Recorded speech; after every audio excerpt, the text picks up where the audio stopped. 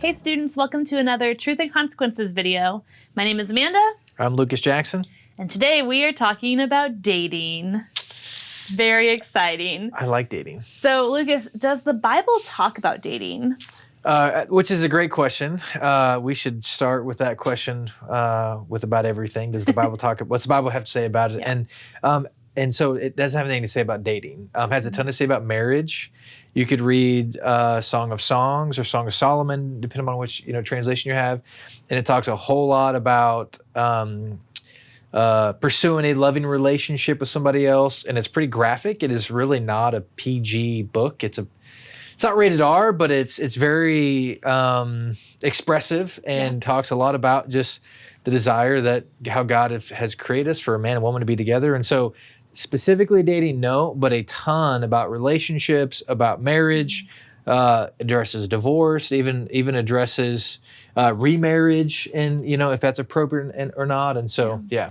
Yeah, so if the Bible doesn't really talk about dating specifically, how do we know how to go about dating? Yeah, for sure. And so the scripture is not going to cover everything in life, but it is going to cover those things in life that we need to know for how to pursue God, how to have a relationship with Him, how to please Him, honor Him, how to live a life that is to make much of Him and less of us. And so a part of that is the fact that the Bible gives us practical advice on wisdom, and just implications of that. And I think when it comes to dating specifically, and just relationships, I mean, we're all going to have to be around people to some extent. Yeah. I know that a lot of you students, social anxiety, and that's up like crazy right now. Even suicide and depression are up like crazy right now during this COVID season as we're talking about this. And so just relationships are a necessity for life. Mm-hmm. From the moment a child comes into this world, they place that child on the mom. Specifically, so there's this attachment that takes place. And so, the Bible has a ton for us to say about those things, which we could easily apply to a dating relationship. So if we don't have any specific things about that, there's a lot of questions we could talk about when it comes to dating. Yeah. What would you say your advice would be for students who want to date? I know some of our middle school students and our high school students are either dating already or looking towards that.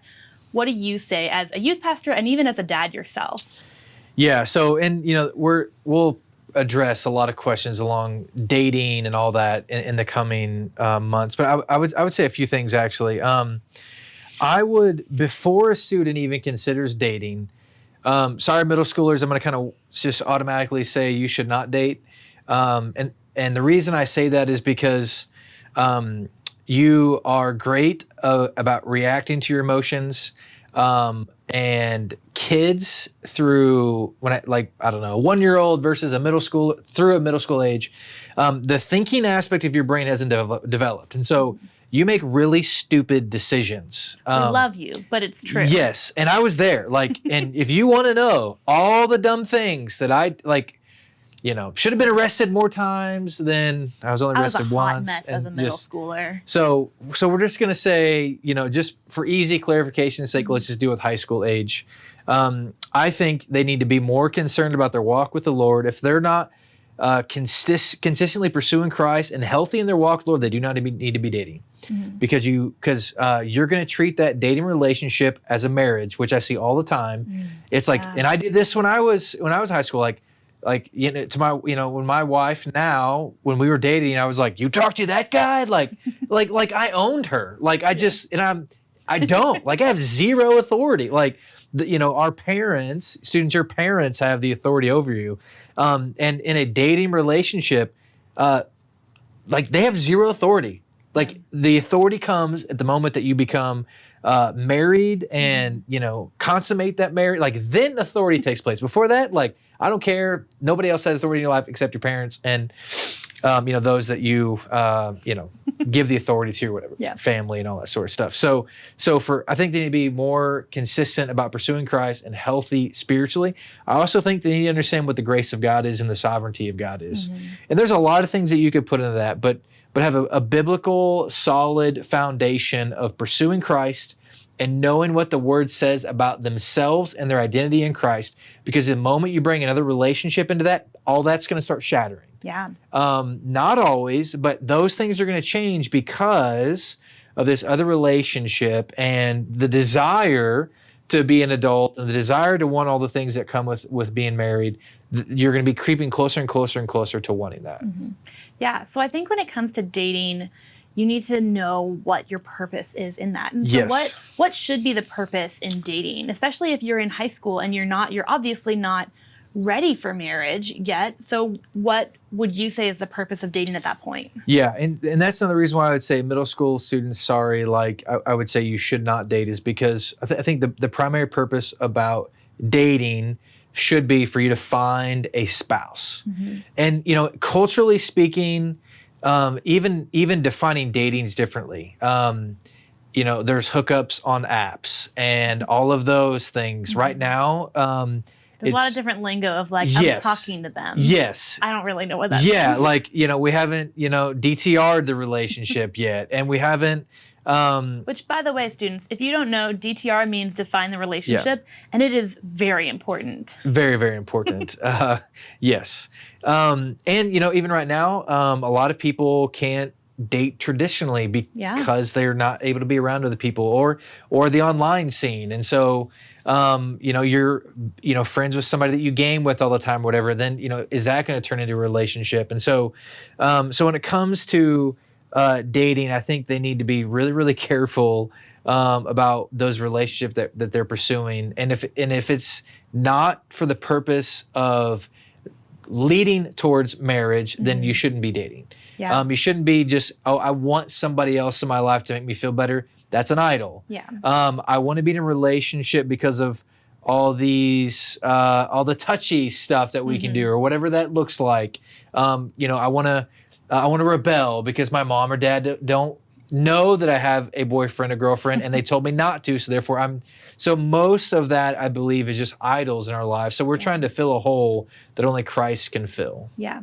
And I do think there is something to be said about dating. When you're dating in high school, obviously most of those relationships are not going to end up in marriage. Some of them might. Yeah. Yours did.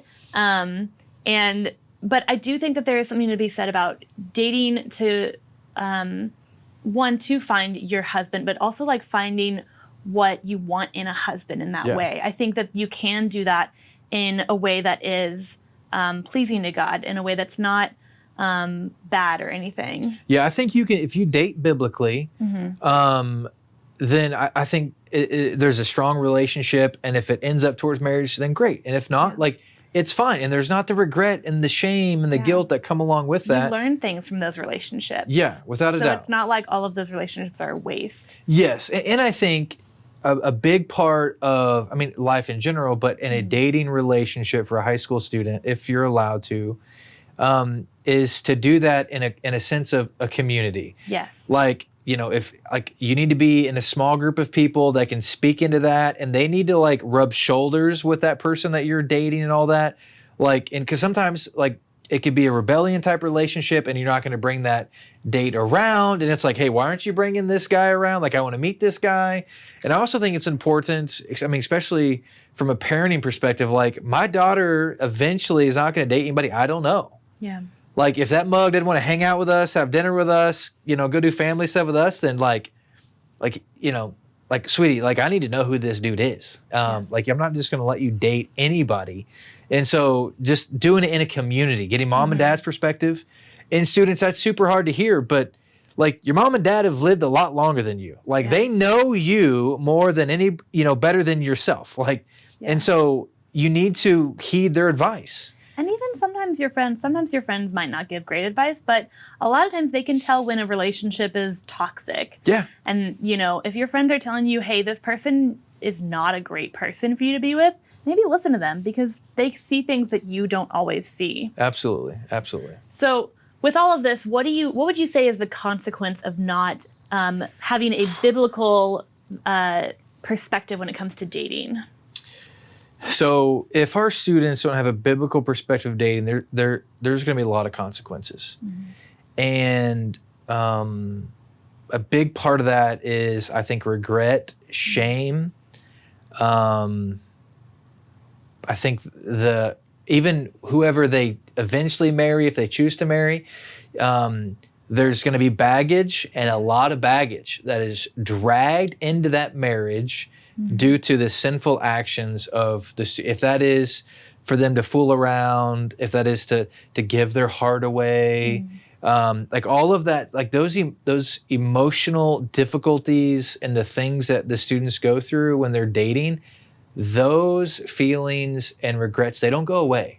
Like I remember things that I did in dating relationships or just hanging out with, or even just mistakes or just sinful things I did, 20 years ago. I still remember those things. Yeah. And so now they're a part of my story. I was sinful, and the grace of God is sufficient to cover that. But man, it is a lot of baggage to drag into a relationship. So I think of that most of all. I also think, man, like often students walk with the Lord. I've seen this often. A student will date somebody and then they fall off the face of the earth. And because if that person is not a believer, then they're not going to be growing closer to Christ by dating that person. Yeah, that person becomes their whole world. Exactly. And so, students stop coming to church. I think it even sometimes the students have they have this strong tie to this relationship. So then therefore they see that person as the authority in their life because they're acting and treating this relationship as if they're married.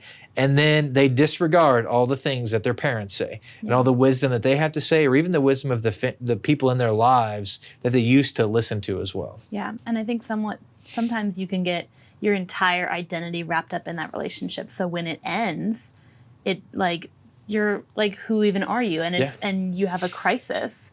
So that can all be really hard.